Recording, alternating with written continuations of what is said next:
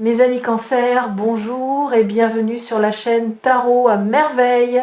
Pour votre tirage général, ceux qui me découvrent, soyez les bienvenus. J'espère que vous allez bien. Allez, c'est parti. Chut, ne faites pas de bruit. Ce que je vais vous dire doit être écouté dans le calme. Pas parce que c'est fragile, parce que c'est précis et la précision se perd dans le vacarme. Ce qui se prépare dans votre vie en ce moment ressemble à une tempête, oui, mais pas le genre de tempête que vous craignez, pas une tempête de destruction, une tempête de révélation. Le genre de tempête qui ne détruit rien, mais qui arrache les voiles, qui emporte ce qui cachait la vue, qui nettoie l'air jusqu'à ce que chaque détail du paysage devienne visible, net, d'une clarté presque douloureuse. Et au cœur de cette tempête, il y a une surprise, la plus grande que vous ayez connue depuis très longtemps. Pas une surprise extérieure, pas un colis, pas une nouvelle, pas un appel inattendu. Quelque chose de plus profond, quelque chose qui va reconfigurer la manière dont vous comprenez votre propre histoire. Pour vous y préparer, je vais vous emmener dans un voyage à l'intérieur de vous-même. Imaginez que votre être intérieur est une maison que vous habitez depuis toujours mais dont vous n'avez jamais visité toutes les pièces. Certaines portes sont restées fermées, certains couloirs n'ont jamais été éclairés, certaines fenêtres n'ont jamais été ouvertes. Aujourd'hui, nous allons traverser cette maison ensemble, pièce par pièce. Et dans chacune d'elles, vous allez découvrir un fragment de la surprise qui se prépare. Suivez-moi. La première pièce est celle que vous connaissez le mieux. C'est la pièce de la surface. Celle où vous vivez au quotidien, celle que vous montrez aux autres. Elle est aménagée avec soin, tout est à sa place. Les meubles sont choisis pour projeter une certaine image. La lumière est dosée pour masquer les imperfections. Vous avez passé des années à décorer cette pièce, à la rendre présentable, à vous assurer que quiconque y entre voit exactement ce que vous voulez qu'il voie. Mais regardez de plus près, regardez les murs. Derrière le papier peint soigneusement posé, il y a des fissures. Pas des fissures dangereuses, des fissures de croissance, comme celles qui apparaissent dans la coquille d'un œuf quand le poussin est prêt à sortir. Ces fissures, vous les avez senties depuis quelque temps. Des moments où le masque glisse, des instants où la vérité que vous contenez perce à travers la surface que vous maintenez, un mot plus honnête que prévu qui sort de votre bouche, une larme qui monte au mauvais moment, un éclat de rire trop authentique, dans un contexte trop formel. Ces fissures ne sont pas des défaillances, elles sont les premiers signes de la tempête, les premiers souffles du vent qui va transformer cette pièce en quelque chose de beaucoup plus vaste. La surprise qui se prépare commence ici, dans cette pièce familière. Elle commence par la fin de la performance. Vous êtes en train de perdre la capacité de faire semblant, et cette perte, qui ressemble à une faiblesse, est en réalité le premier cadeau de la tempête. Parce que tout ce que vous construirez après la chute du masque sera réel, solide, indestructible. Non pas parce que ce sera parfait, mais parce que ce sera vrai. Avançons. La deuxième pièce, celle-ci est plus sombre. C'est la pièce des souvenirs que vous avez rangés hors de vue, pas effacés, rangés, comme on pousse des cartons dans un placard en se disant qu'on les triera plus tard, sauf que plus tard n'arrive jamais. Dans ces cartons, il y a des moments de votre vie que vous avez choisi de ne plus regarder, des moments de honte, peut-être, des moments de vulnérabilité extrême où vous vous êtes senti exposé, nu, sans défense, des moments où quelqu'un a vu en vous quelque chose que vous n'étiez pas prête à assumer, des moments aussi de joie tellement intense qu'elle vous a effrayé, parce que la joie pure porte en elle la terreur de sa perte. La tempête qui arrive va ouvrir ses cartons, pas brutalement, avec la délicatesse d'un archéologue qui sait que ce qu'il déterre est précieux et fragile. Et ce que vous allez découvrir en revisitant ces souvenirs, c'est qu'ils ne contiennent pas ce que vous croyez. La honte que vous aviez rangée là, n'est plus de la honte quand vous la regardez avec les yeux d'aujourd'hui. Elle est devenue de la compassion pour la personne que vous étiez à ce moment-là. La vulnérabilité n'est plus une faiblesse, elle est devenue la preuve que vous étiez vivant, pleinement vivant, dans un monde qui récompense l'engourdissement. Et la joie terrifiante n'est plus terrifiante, elle est devenue une promesse, la promesse que vous êtes capable de ressentir à ce niveau d'intensité, que cette capacité n'a pas disparu, qu'elle attend simplement la permission de se manifester à nouveau. La surprise se précise, la voici, un peu plus claire. Ce qui arrive va réveiller en vous une capacité émotionnelle que vous aviez mise en veille. Pas seulement la capacité de ressentir, la capacité de ressentir sans peur, de vivre les émotions, toutes les émotions, sans le réflexe de fuite qui vous a protégé pendant si longtemps, mais qui vous a aussi privé de la pleine expérience de votre propre vie. Savez-vous ce qui se passe quand on cesse d'avoir peur de ses propres émotions? Tout change. La manière dont vous mangez change, parce que vous n'avez plus besoin de la nourriture comme amortisseur émotionnel. La manière dont vous dormez change, parce que les émotions refoulées cessent de frapper à la porte de vos rêves. La manière dont vous écoutez les autres change, parce que vous n'avez plus peur de raisonner avec leur douleur, et surtout la manière dont vous vous aimez change. Parce que vous ne rejetez plus les parties de vous qui ressentent trop, qui pleurent trop facilement, qui s'attachent trop vite. Vous les accueillez, vous les reconnaissez comme vos messagères les plus fidèles. Celles qui vous disent ce que votre mental refuse d'entendre. Celles qui savent, avant toute analyse, si quelque chose est juste ou non, si quelqu'un est sincère ou non, si un chemin mène vers la lumière ou vers l'impasse.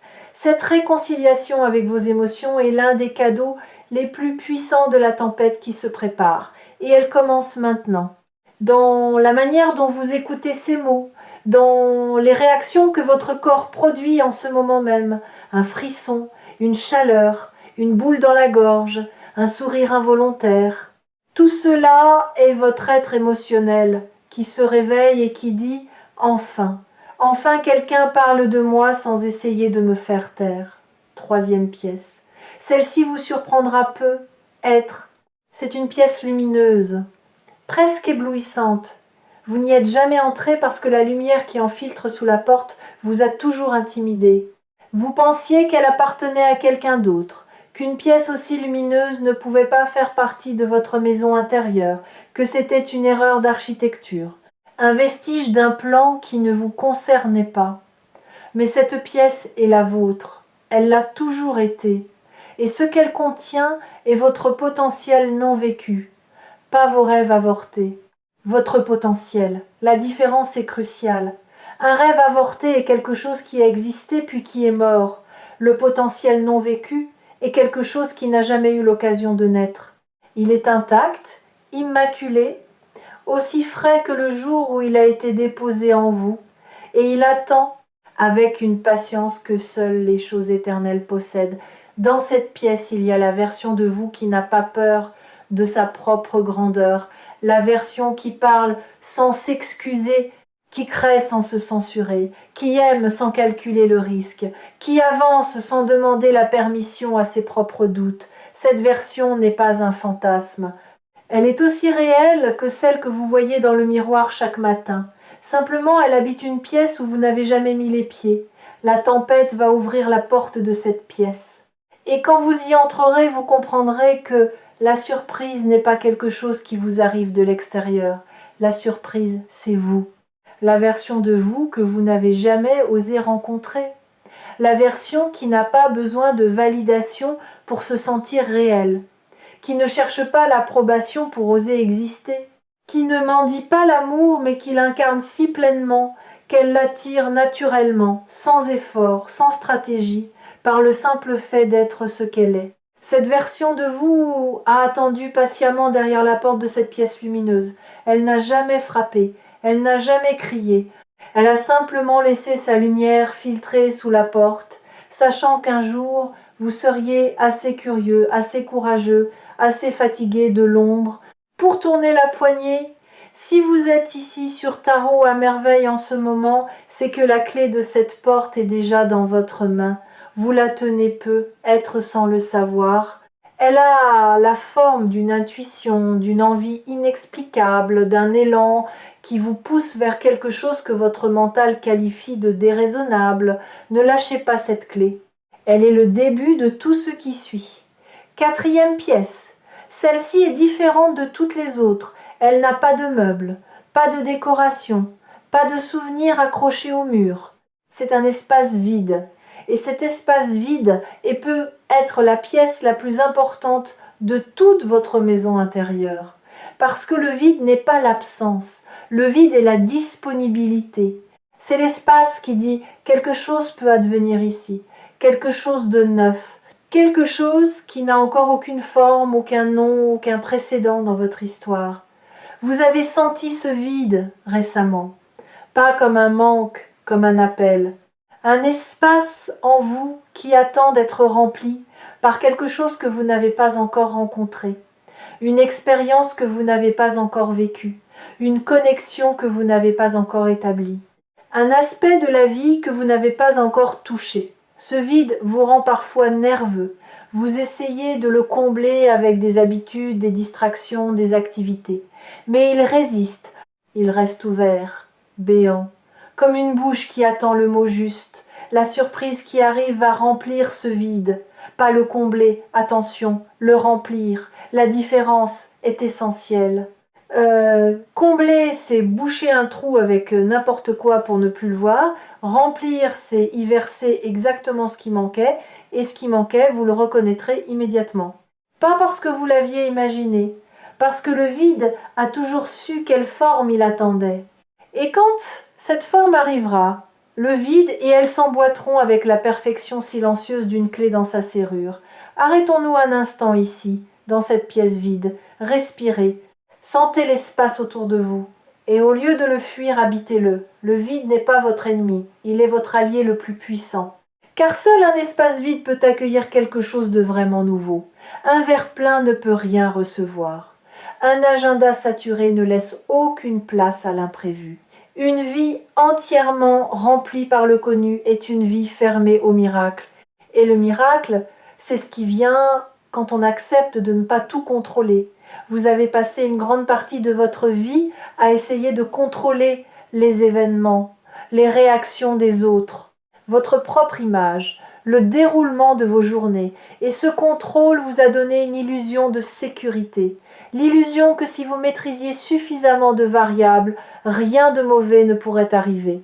Mais cette illusion a un coût que vous commencez seulement à mesurer. Le coût, c'est que rien de surprenant non plus ne pouvait arriver. En verrouillant les portes contre le pire, vous les avez aussi verrouillées contre le meilleur. Et la tempête qui se prépare va faire sauter ces verrous, pas pour vous mettre en danger, pour vous remettre en jeu. Dans le jeu de la vie, avec tous ces risques et toutes ces splendeurs. Et c'est ici que je veux vous confier quelque chose que peu de gens comprennent vraiment. Le contrôle et la confiance ne peuvent pas cohabiter.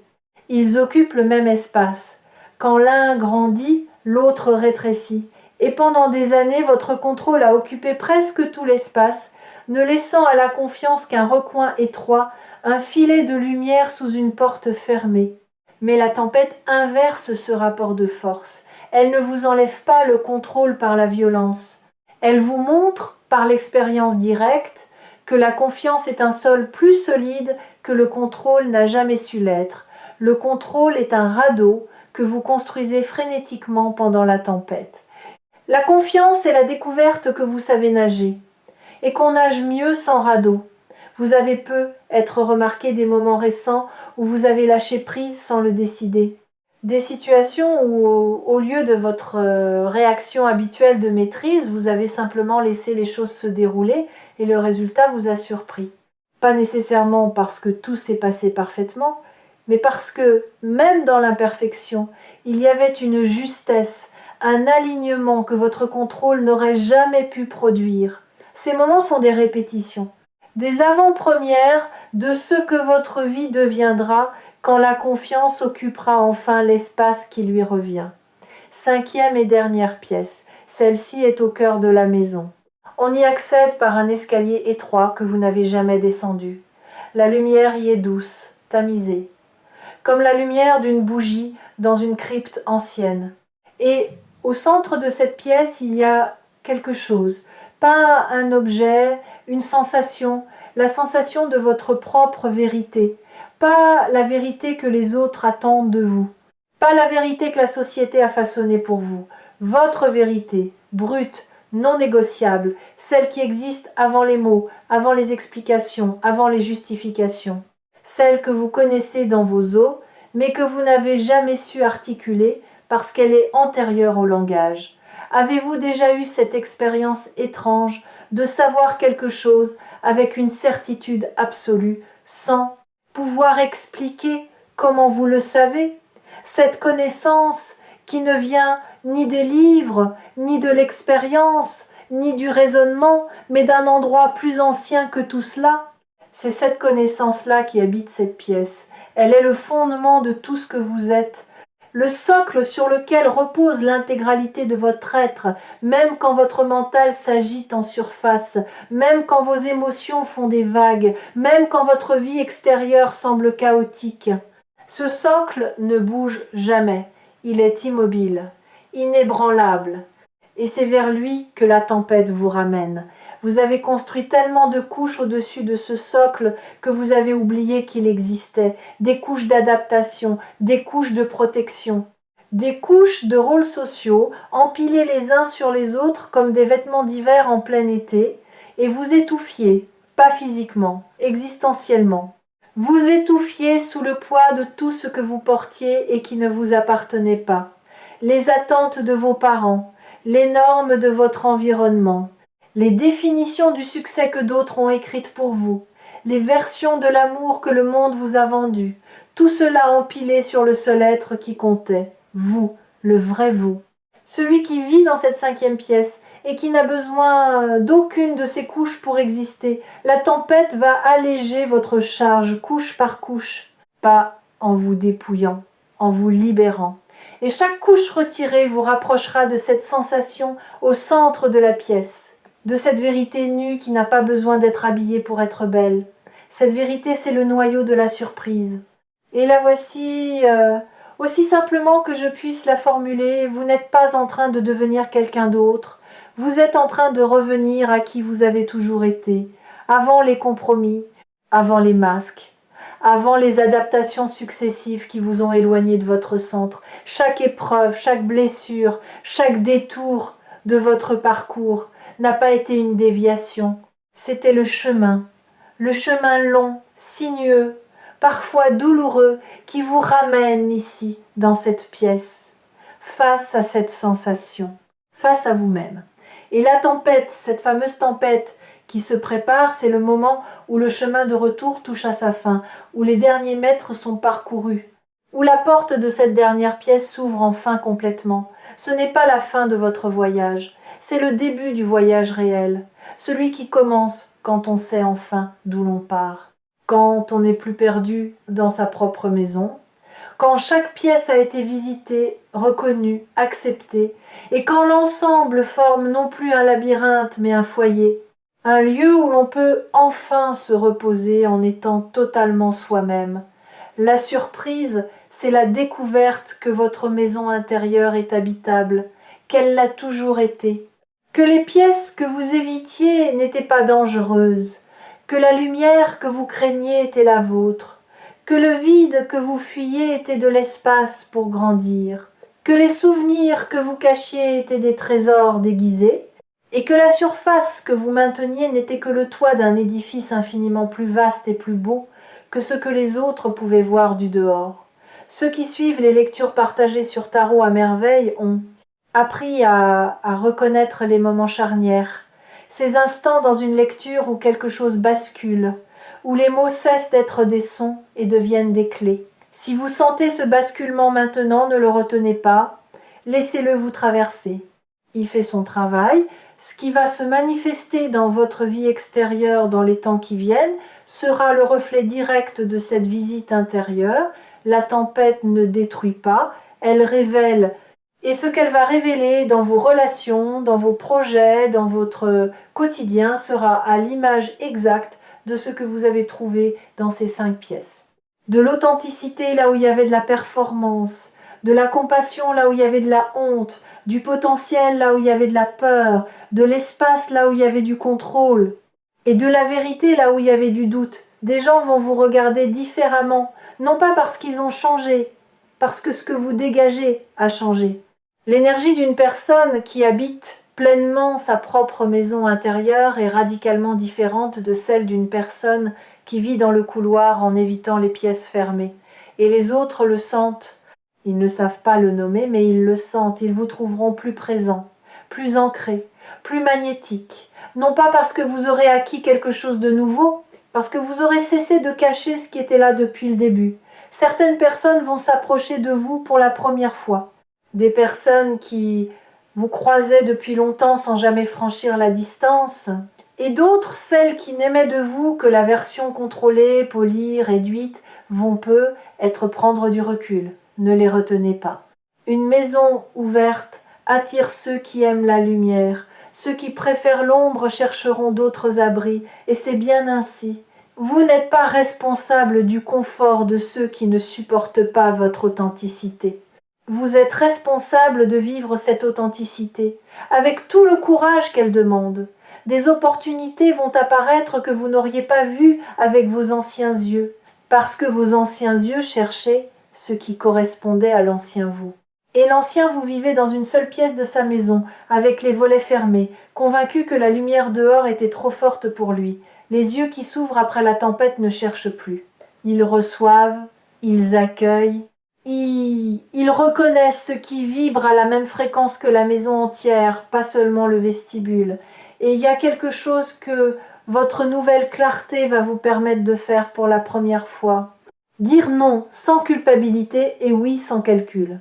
Jusqu'à présent, vos noms étaient chargés de justifications, d'excuses, de ce besoin de prouver que votre refus était légitime. Et vos oui étaient pesés, mesurés, passés au crible de 10 scénarios catastrophes avant d'être prononcés. Après la tempête, vos noms seront des phrases complètes. Ils n'auront besoin d'aucune explication.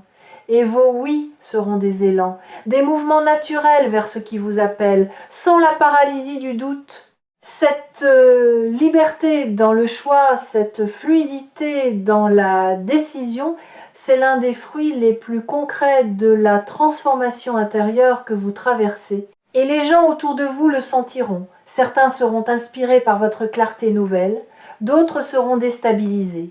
Mais tous, sans exception, vous regarderont différemment. Parce qu'un être humain qui sait ce qu'il veut et ce qu'il ne veut pas, sans agressivité et sans excuse, est un être rare, et la rareté attire le respect. La tempête est déjà là, vous la sentez, ce frémissement dans l'air, cette sensation que quelque chose est sur le point de basculer, ce mélange étrange d'appréhension et d'excitation qui ne ressemble à rien de ce que vous avez connu avant. Ce n'est pas de l'anxiété, c'est de l'anticipation sacrée, l'anticipation de celui qui sait, dans un endroit au-delà du savoir, que ce qui vient est bon, profondément, irréversiblement bon. Ne fermez pas les fenêtres, ne barricadez pas les portes, laissez la tempête entrer, laissez-la emporter ce qui doit partir, laissez-la nettoyer ce qui doit être nettoyé. Et quand le vent se calmera, quand le silence reviendra, vous vous tiendrez au milieu de votre propre vie avec une clarté que vous n'avez jamais eue. Et vous regarderez autour de vous et vous verrez, vraiment, pour la première fois, la surprise n'est pas en chemin, elle est déjà là, en vous. Elle attend simplement que vous ouvriez la dernière porte. Et si vous avez besoin de retrouver le chemin de cette maison intérieure, Tarot à merveille sera toujours là pour vous guider. Pas comme un propriétaire, comme une lampe, discrète, fidèle, posée dans le couloir pour que vous ne trébuchiez pas dans le noir. La tempête est un cadeau, le plus beau que la vie vous ait fait depuis longtemps, et vous êtes prêt à le déballer.